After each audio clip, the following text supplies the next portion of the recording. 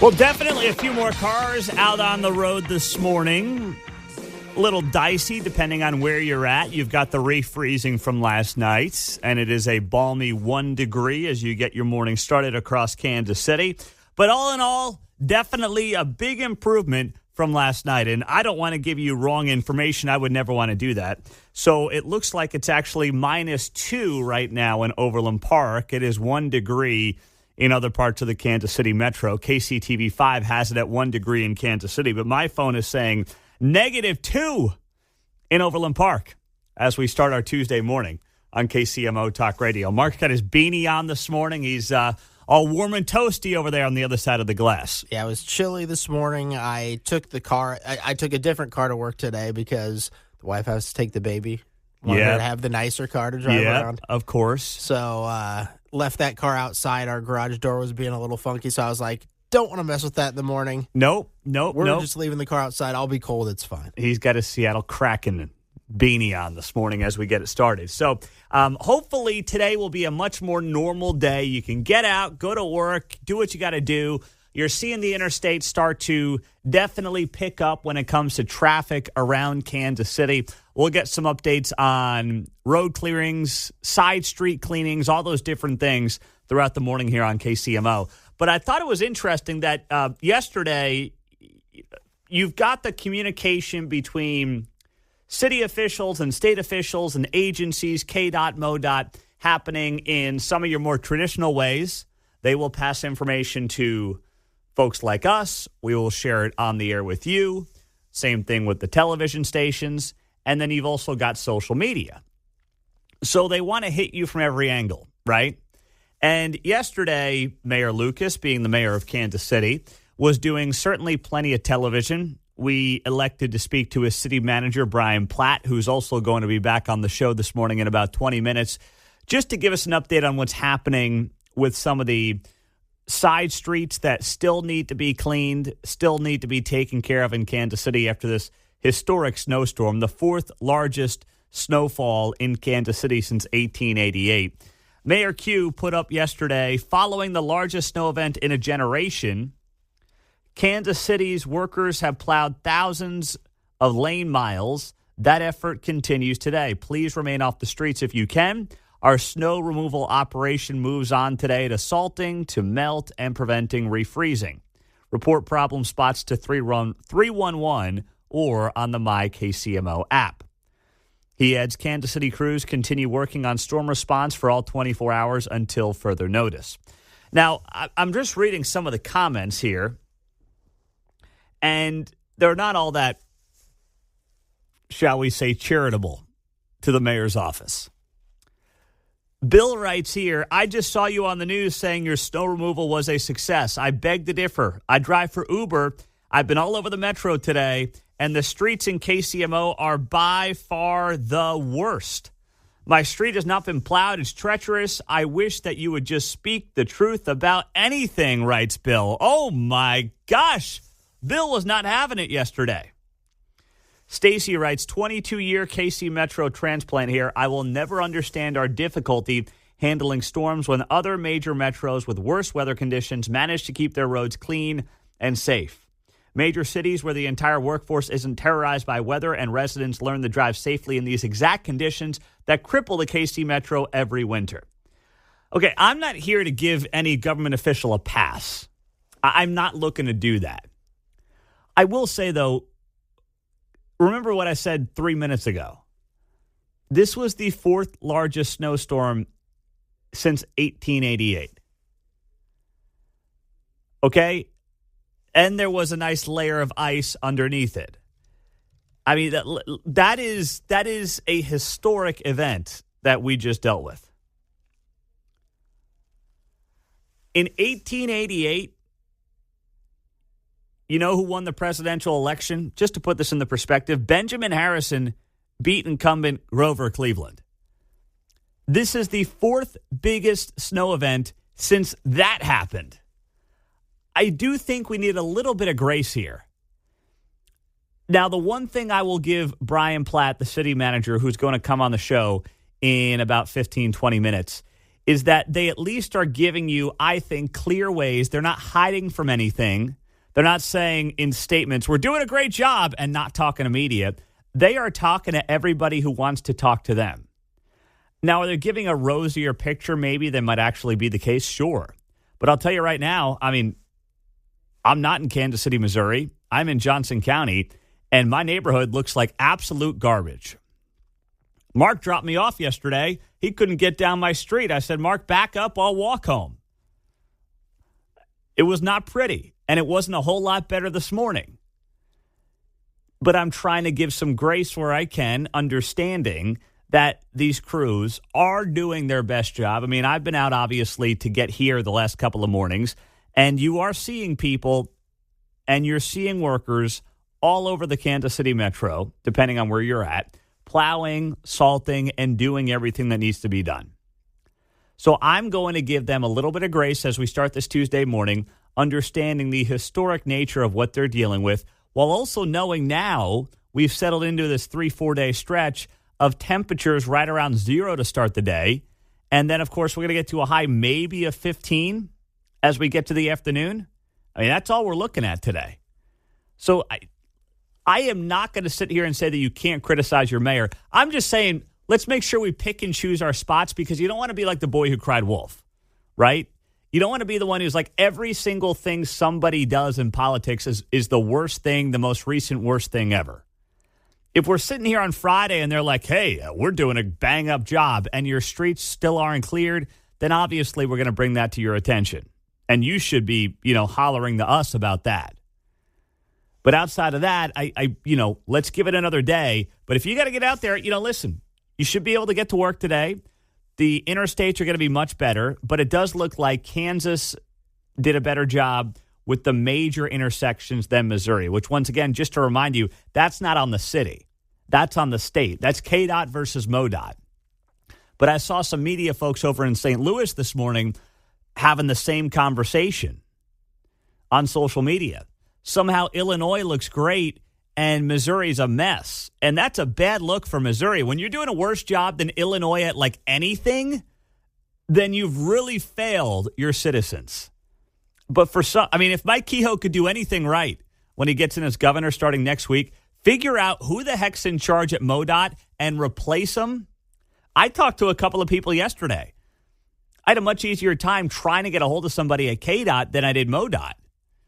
If there's one thing that Mike Kehoe could do that could make an immediate difference in the well-being of Missourians in the winter, it's figuring out why Missouri lags behind Kansas and Illinois in clearing roads.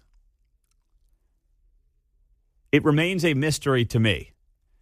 Well, it was the high holy day that is January 6th. And, of course, there were many that wanted to make sure that you were aware of that in case you had been living under a rock. Yesterday, ironically, was also the day that Donald Trump got certified to become the next president of the United States. But while that was stealing the national headlines, I was just as interested, and I think most Americans should be just as insulted by some of the things that came out of your talking heads yesterday. Of course, January 6th, 2021 was certainly an embarrassing day. There's no denying it. It was an embarrassing day for Donald Trump. It was an embarrassing day for the country. We sit here 4 years later, and Donald Trump is going back to the White House. And instead of having some introspection on how we got here, on how Donald Trump, who woke up on January 7th, 2021, and while he may have not thought his political career was over, most people believed his political career was dead.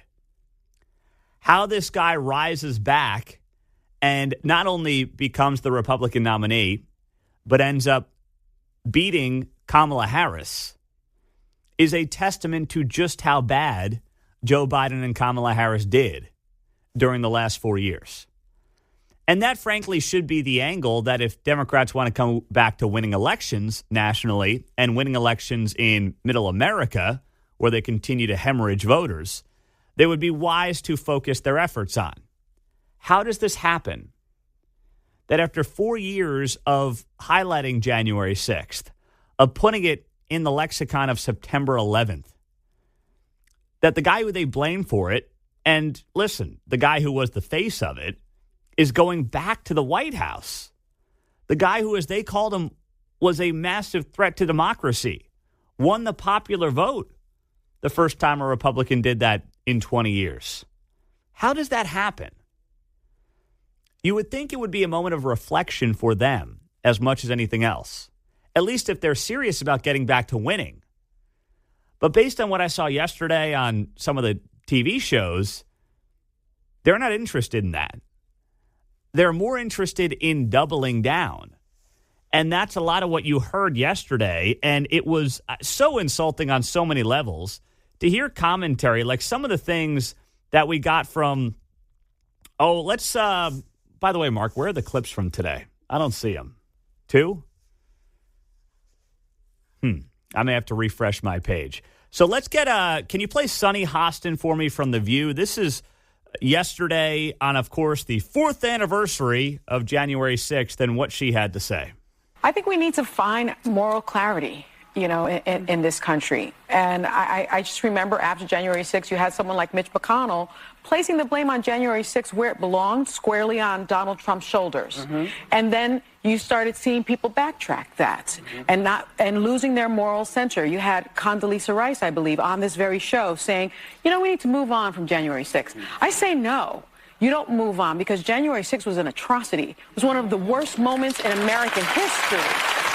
And when you think about the worst moments in American history, like World War II, things that happened, like the Holocaust, chattel slavery, we need to never forget because past becomes prologue if you forget any race. I want to ask you. Yeah. 6 million Jews died in the Holocaust. January 6th, 2021, one person died from the events of that day, and it was someone who was there as a protester, rabble-rouser, whatever you want to call him. That, of course, would be Ashley Babbitt, who was shot by a Capitol police officer. That's it. Not saying that's good or bad. But 5,999,999 people more died in the Holocaust than died on January 6th, 2021.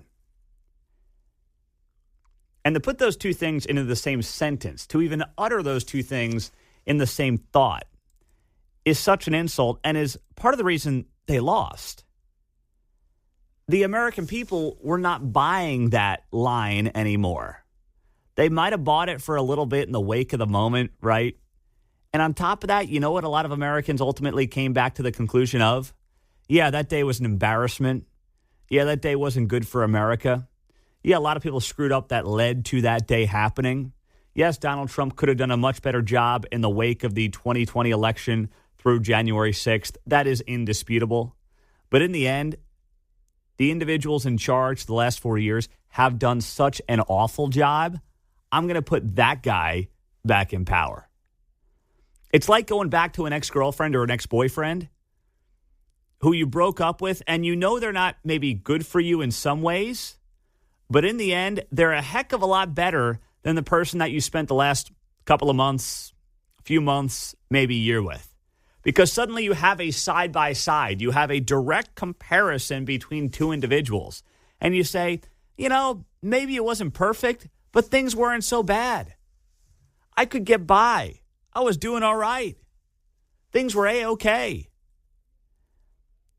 And that's what the American people woke up to the conclusion of this past November.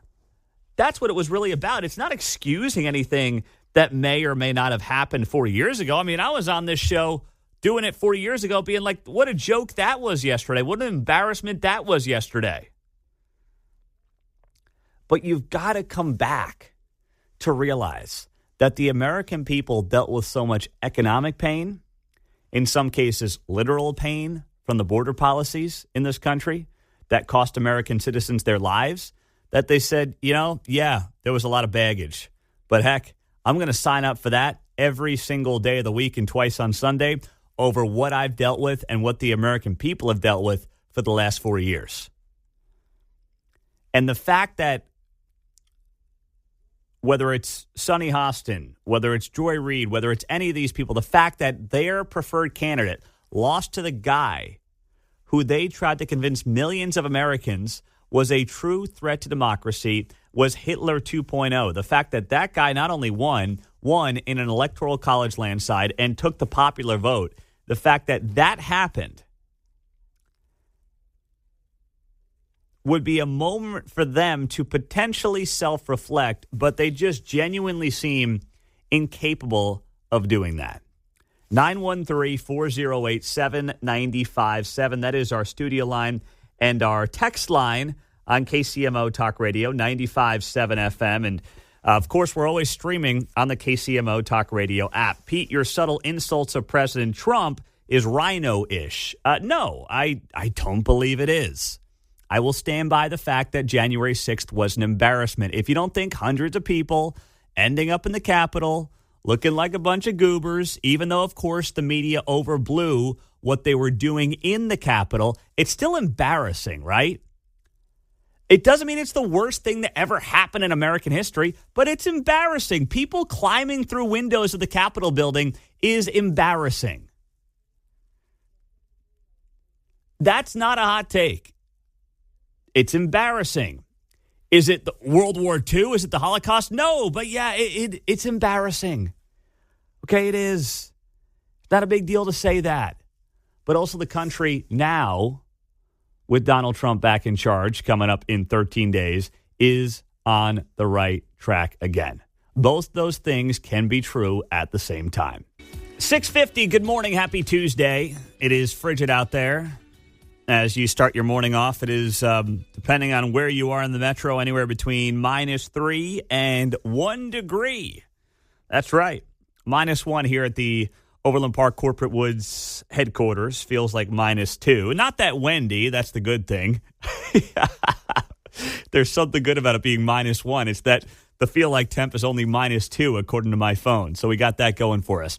That being said, it is time for the 6 at 6, 6:50.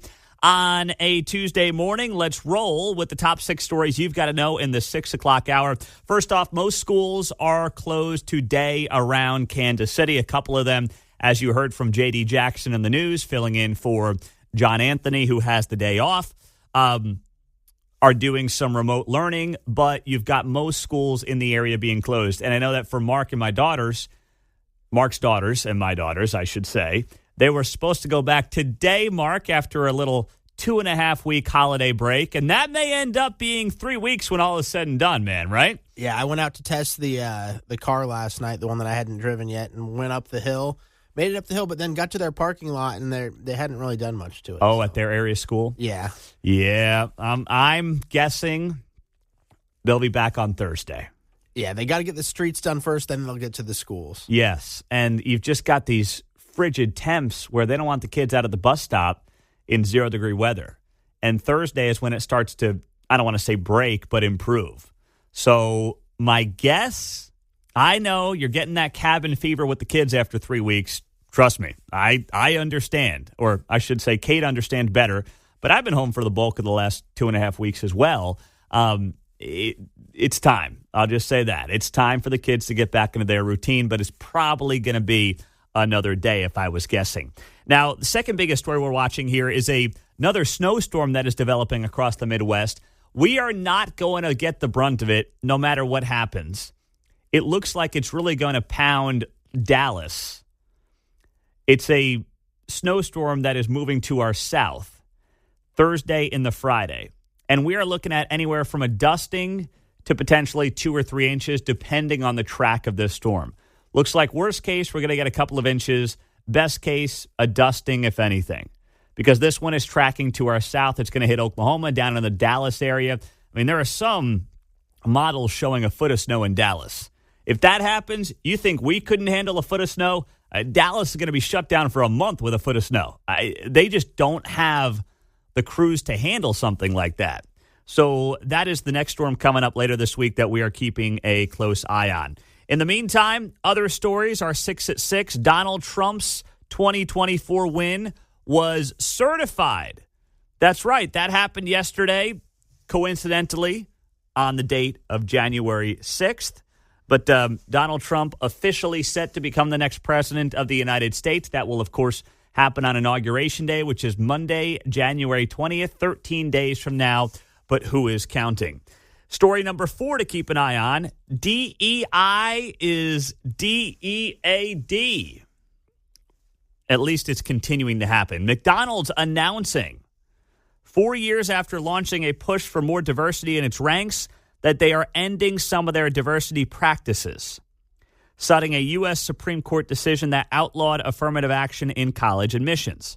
McDonald's, the latest big company to shift its tactics in the wake of the 2023 ruling. Walmart, John Deere, Harley-Davidson, and others rolled back their DEI initiatives last year. McDonald's said yesterday it will retire specific goals for achieving diversity at senior leadership levels. It also intends to end a program that encourages its suppliers to develop diversity training and to increase the number of minority group members represented within their own leadership ranks. Good. That's racist. Picking people for jobs based on the color of their skin is inherently racist. It has been masked over the last several years under this guise of, we just want to achieve diversity. If you pick somebody of a certain skin color, in part because of their skin color, that in and of itself is racism. And it all came to be in the post-George Floyd era in America when corporate America got very woke and very dumb.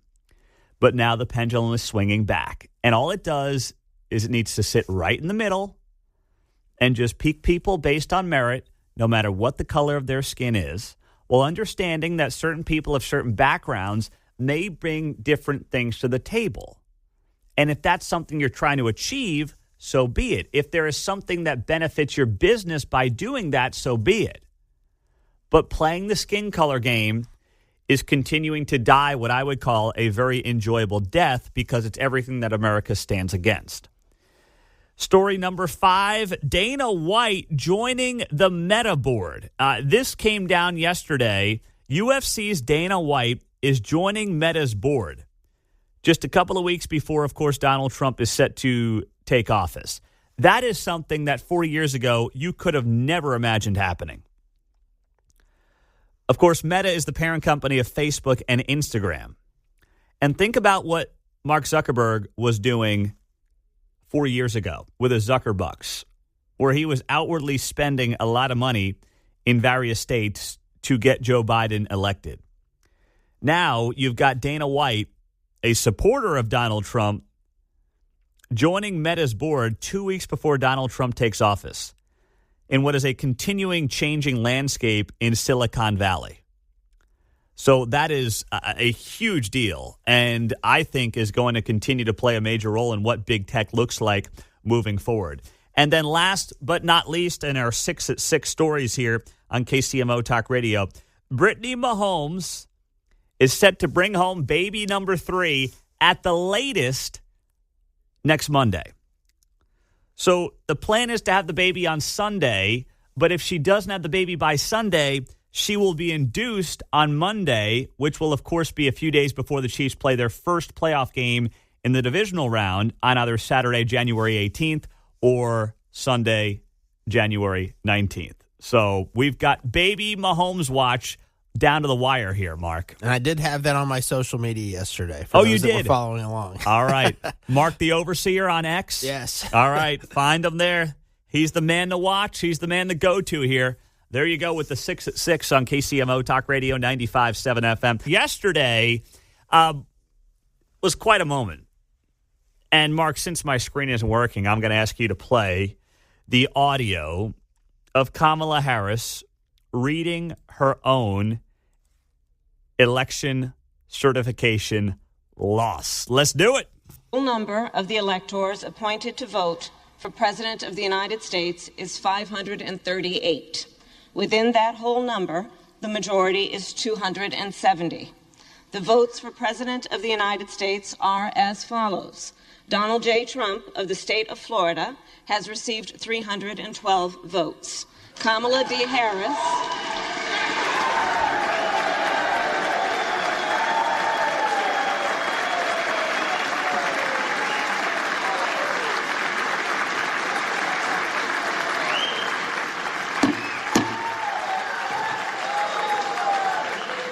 Kamala D. Harris of the state of California has received 226 votes.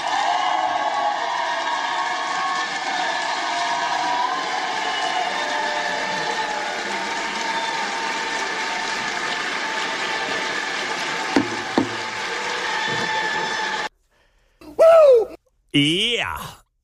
I think the funniest part of that video is Kamala Harris is standing up in the chamber reading that, and Speaker Mike Johnson, who is a gentleman whether you like her or not, he's sitting over Kamala Harris's left shoulder, and he's got this smirk on his face as Kamala Harris certifies her own election loss. And he's trying to be a nice guy about it, but you just can't help but have this smile on your face as that's happening in real time. And not just because obviously Mike Johnson is excited but that Donald Trump lost, but I think even many Americans who may have voted for Kamala Harris are like, man, dodged a bullet there. Woo! Wiping the sweat off the brow. But there was a moment yesterday when all this was happening, and I don't know if you saw it, but Nancy Pelosi was hobbling onto the House floor with a walker. This after a hip replacement. She got injured and took a tumble during a trip to Europe last month. And Nancy Pelosi starts hobbling out onto the House floor with a walker. And this is not a partisan comment at all, because you see this on both sides of the aisle, right? I mean, Mitch McConnell's taken how many falls now? The Republican senator from Kentucky, and he's in his 80s as well. And you sit there and you say to yourself, when is enough for these people?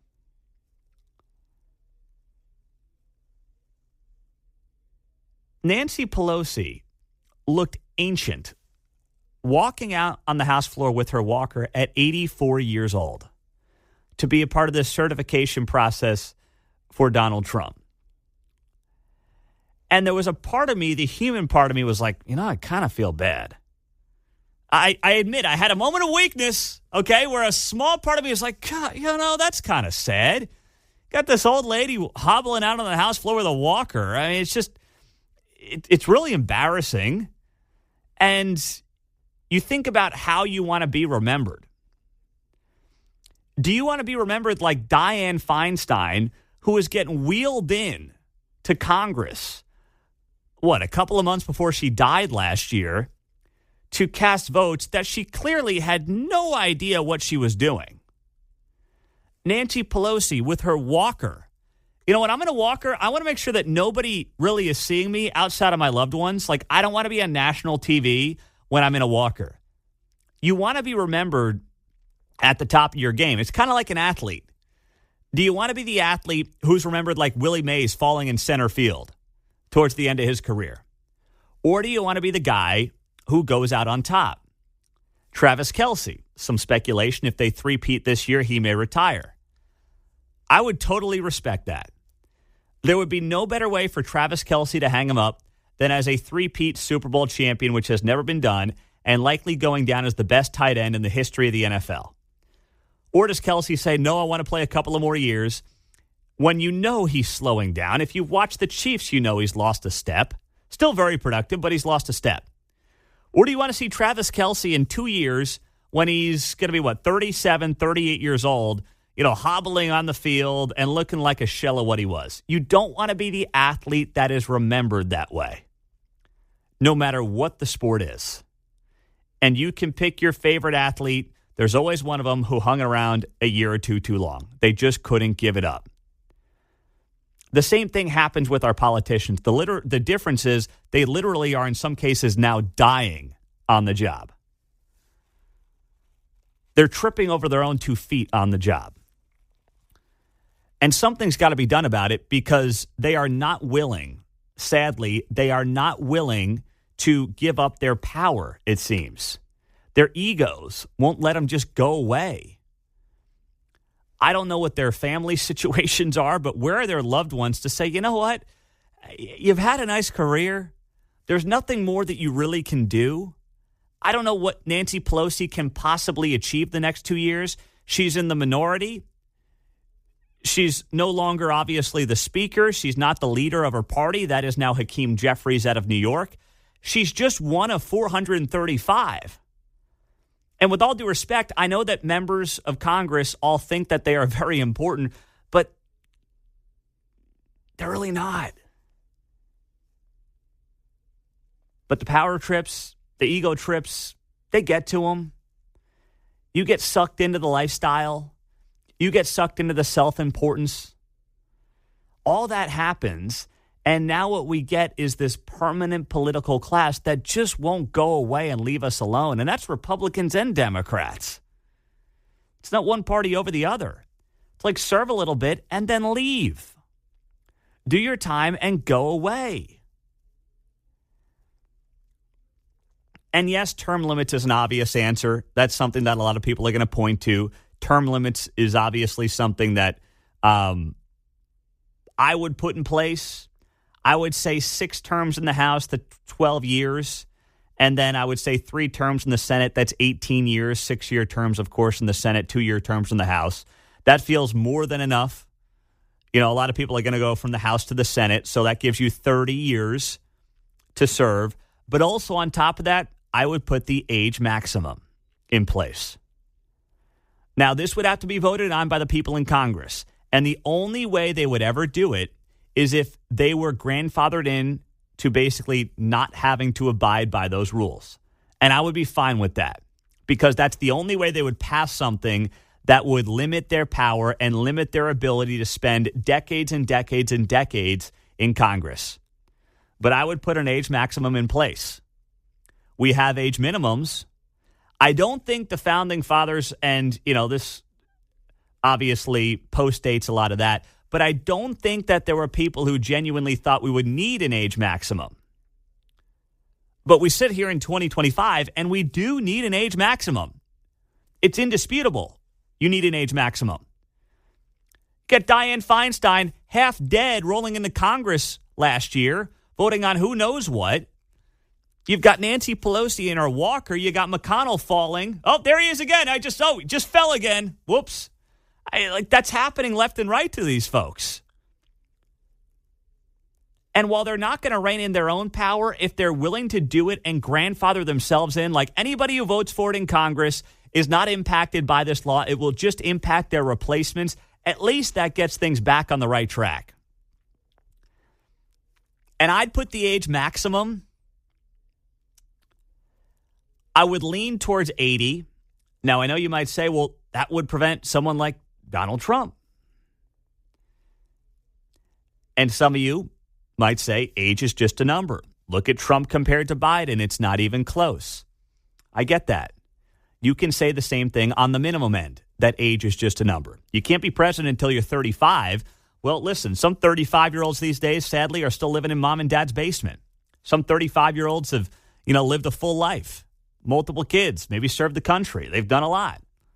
If you're going to have these made-up numbers on the minimum side, then I'm sorry, it's time to put the made-up numbers on the maximum side and just, you know what, pick a number that for most people is enough. And I think that number is going to be about 80. You could argue pushing it to 85, but, I think by the time you get to the eight decades on this planet mark, it's time to go do something else. All right? Go enjoy your life. Go do something else. Jeez. You've had your day. You've had your day. We've seen it. It's enough. Leave us alone. Leave us, the citizens, alone. Probably too many days. Yeah, you probably have. At that point, you're playing with house money anyway. Go have some fun with it. 913-408-7957. It's 8:15. As we roll through the morning on KCMO Talk Radio, I squeeze in a call or two here. Mike in Kansas City, go ahead. You're on KCMO. Yeah, you're confusing chronological versus physical age. And I'm going to go on the opposite end. You're talking about a cap of 80. There's some people, late 50s, early 60s, that I think are far less competent mentally to be serving than people maybe who are 80. I think there needs to be a component in there that has to deal with cognition and, physical age as opposed to chronological age. Because we got people in their 60s that are in Congress right now that should not be in Congress. They're already showing signs of senility, things like that.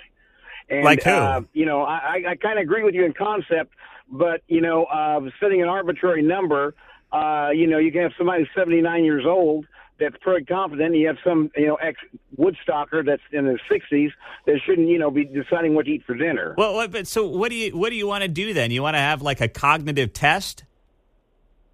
I think there needs to be some type of criteria that they establish, that just like you do for the presidency, you know, with the 25th Amendment. There should be something along that line that if there's cognition issues on a elected person, that there should be some type of criteria that can be settled in a fair manner. You know, See, I wouldn't want to be using here's why I don't. That is going to be abused. That's going to be cheated on left and right. I know. So understand. the only way I can think to do it is by just having an age in there that says, listen, you're done here, because you know what I know, that people are going to cheat on whatever that test is you're talking about left and right. I fully understand. I just think that there's some 60-year-olds in Congress right now that are worse than some of the 80-year-olds that are in there. That's all. Yeah, That's all I'm curious. My whole point of it is. Who do you? I mean, I'm just genuinely curious. Who do you think in their 60s are worse off? I wish you had not have said that, because I cannot remember his name. He's one of the Northeastern liberal congressmen that gets on there, and he's always babbling. It seems like he's got the signs of early dementia, and I cannot remember the guy's name. Talk about irony. Is it? Would it be old Dick Blumenthal at Connecticut? Yes. The guy who started dating his wife when he was 15 years old, when she was 15. Yes. Blumenthal. Thank you. Well, I'm just here to help those who are cognitively impaired, Mike. Well, you know what? I'm going to be, 44 this year, so yeah, I got 20 years left. All right. Thank you very much. All right, Mark, what do you got for me? If they're 80 and they're still that smart, they should use that time to do something smart with their lives. I would agree. There are a lot of ways to make a major impact in your community that has absolutely nothing to do with politics. In fact, if you have had that much success in life, I would argue that there are charitable causes that you can be involved with. Now, listen, there's a lot of people in Congress who also are very charitable. I'm not saying you can't do both. But, I mean, the ways that you can see real impact in everyday Americans' lives. If you're 80, you've had a great life, you've been blessed, you've got some money, man, and you've got talents. The ways that you can make differences in regular people's lives you'll see it a lot more firsthand than you will going back and forth to Washington, D.C. And I don't know. I mean, Richard Blumenthal. Problem with old Dick is he's 78. You know, I mean, Mike said he's in his 60s, but he got that wrong, too. He's 78 years old, so I think he should be on his way out anyway. Yeah, time for him to get out. If I had my way, he'd be done no matter what. Put him out to pasture. It's time. All right? You've seen the day. Goodbye, sayonara, see you later. It's time for some new blood in the mix. Say what you want about Alexandria Ocasio-Cortez, but I kind of like some younger spunk, even though I think she's wrong about basically everything. I like the idea of people who are, what is she, mid to late 30s, probably about 34, 35 at this point, I believe. We're more or less the same age. Kind of like the fact that she's there to offer a different perspective from somebody who's, been around the block for decades at 80-something years old. I've seen that. We've all seen it. Goodbye. 8:25 on a Tuesday morning, digging out, frigid morning as you get started here on KCMO. The roads definitely are better, much better than they were yesterday. Still take it slow out there. I can see people are doing that on 435 eastbound as we look here from Corporate Woods. It is 0 degrees as you start your morning here in Overland Park, where we are located. Feels like 2. So we're getting up there. We're above 0. That's right. On the text line, 913-4087-957, talking about our politicians who are just too damn old. I think about the rent is too damn high. The politicians are too damn old. Pete, we have a way of preventing cognitively impaired politicians from holding office: voting. The problem is the voters keep electing these people. Any proposed system to prevent senile politicians will just be abused. That's why I disagree with some kind of cognitive test. Age is the best way to do it. Now, it's true that people keep putting these politicians back in office, but guess what? When you've been there forever, you've got the biggest war chest. It is harder and harder and harder to kick out people who have been there forever because so much of the game is about money. So if so much of the game is about money, then what else can you do, right? You know they're not going to change how much money is involved in politics. That will never happen. Don't be naive. That's never going to happen. And it's easy to say, well, the voters need to do their job. Okay, yes, in a perfect world, that is true. But you cannot sell me on age minimums and not have age maximums in today's climate. You just can't. And if you're going to argue against age maximums, then you have to also be, I think, intellectually honest and say there should not be an age minimum. Because not every 21-year-old is the same. Not every 25-year-old, 30-year-old, 35-year-old is the same. You can't say, well, I wouldn't want to have a 30-year-old president. They don't know enough about life. Okay, well, I don't want a 90-year-old president. They know too much, and they're probably half in the bag anyway. Like, I don't want that. So I don't think you can have it both ways in that case.